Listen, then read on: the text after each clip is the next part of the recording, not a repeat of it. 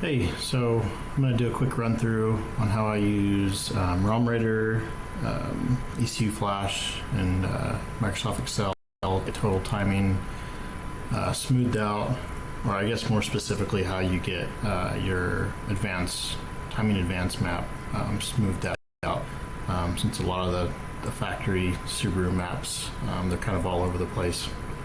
So yeah, just to start, I've got ECU Flash opened, ROM Raider, and then just an empty blank Excel page. Let's start in ECU Flash and just show you kind of what we're doing. So if I pull up our base timing map and our not correction advanced map, base timing is kind of smoothish, kind of what you would expect, but the knock advance is just kind of all over the place. There's probably a good reason why Subaru did it this way. I have trouble believing a company with that much money and people would make a mistake this egregious. But the reasons why they did that probably have something to do with harmonics or just really specific things going on with these engines as they left the factory. Once you start modifying your car, a lot of that stuff goes out the window.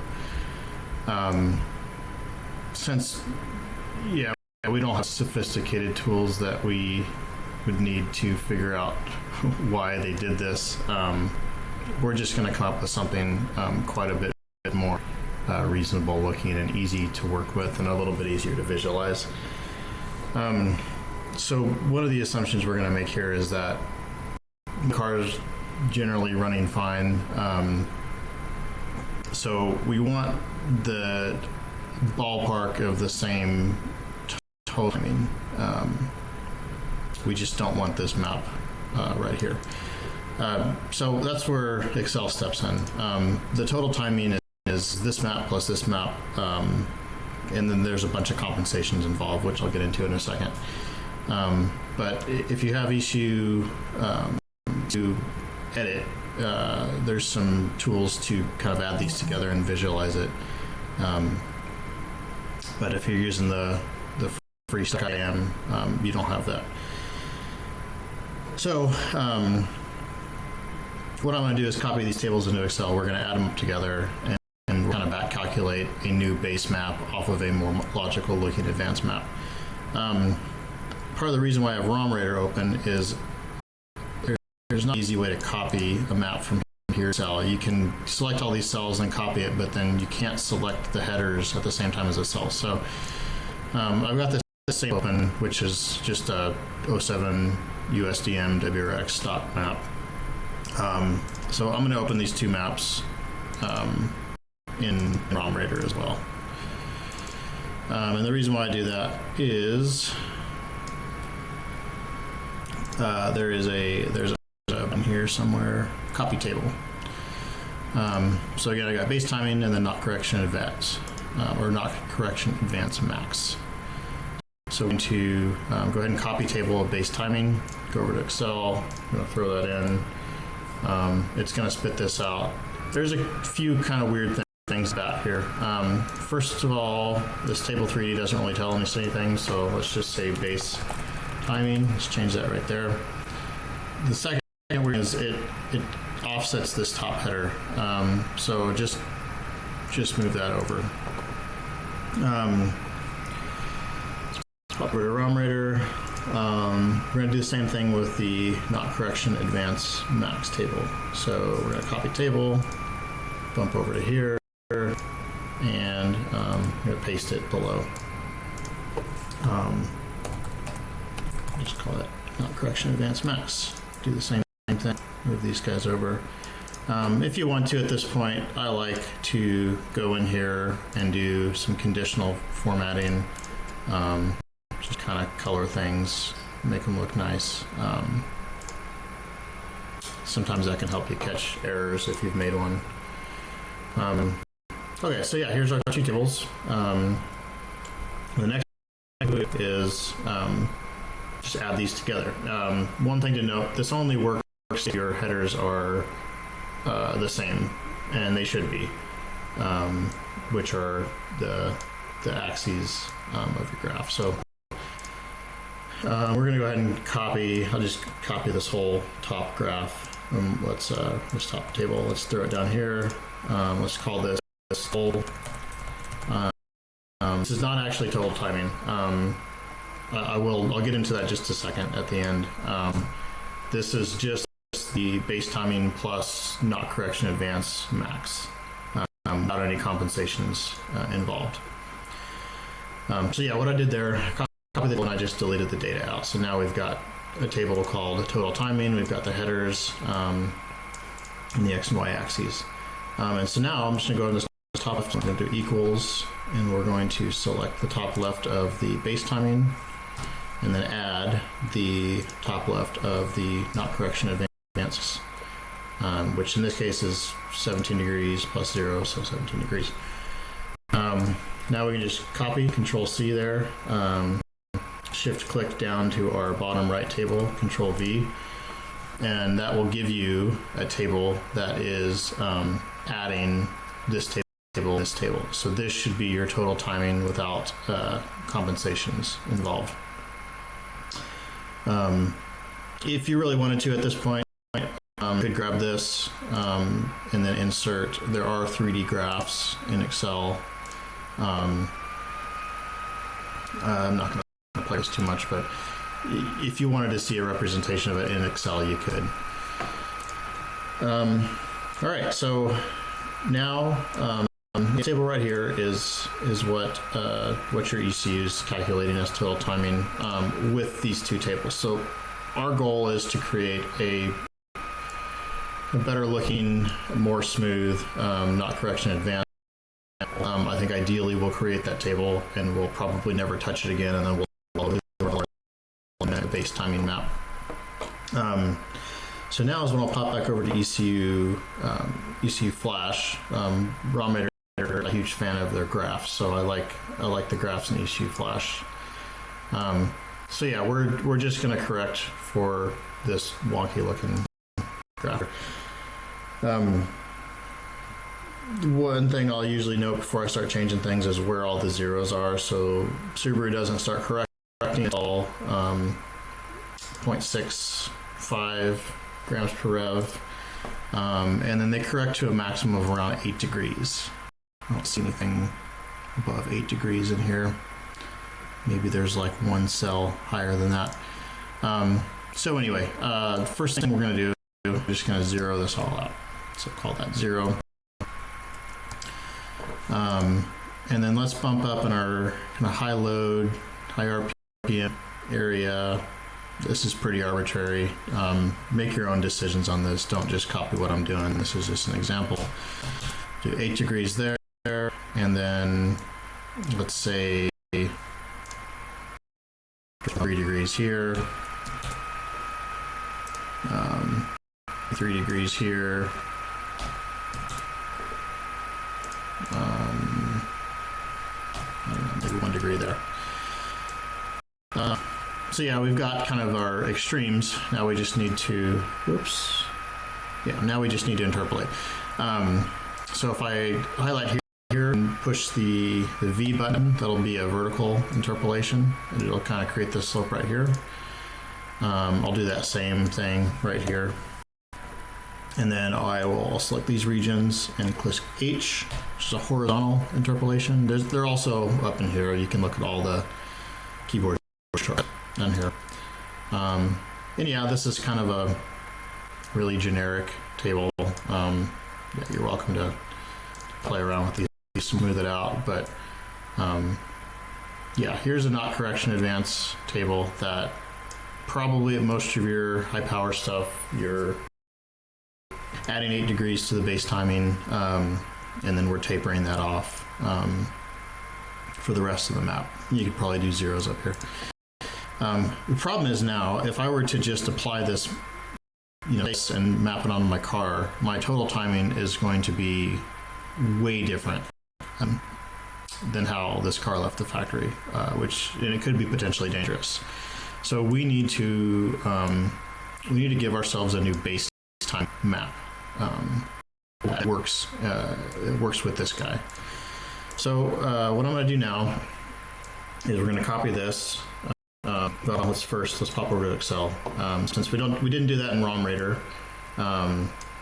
we got to do the slower copying, because we know that we kept our axis values the same.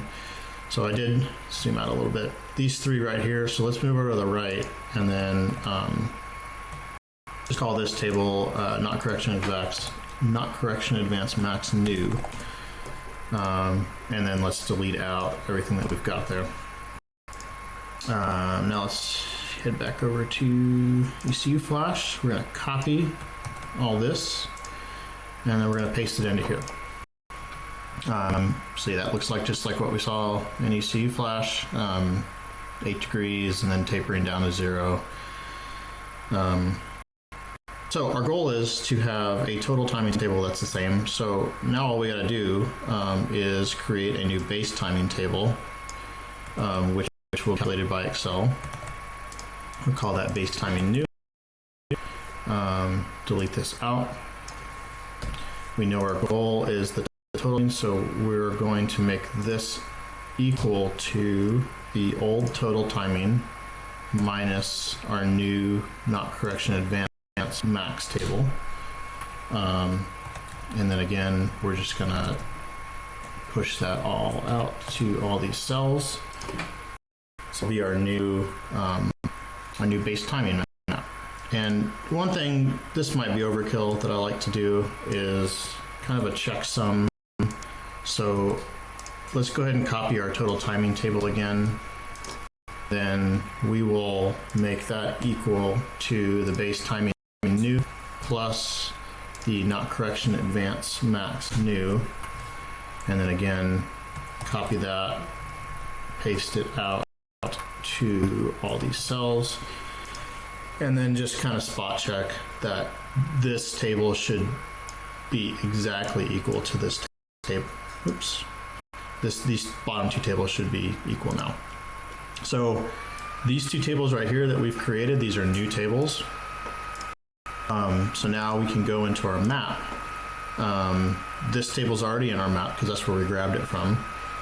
And then this base new, we can just Control C it, and then go over to ECU Flash. I don't know if this is necessary, but I make a habit of zeroing everything out before I paste something in, just so I can make sure it actually pasted. But yeah, so now we have a slightly altered base timing map that now works happily with our new smooth not correction advanced map to create the same total timing that our car originally had.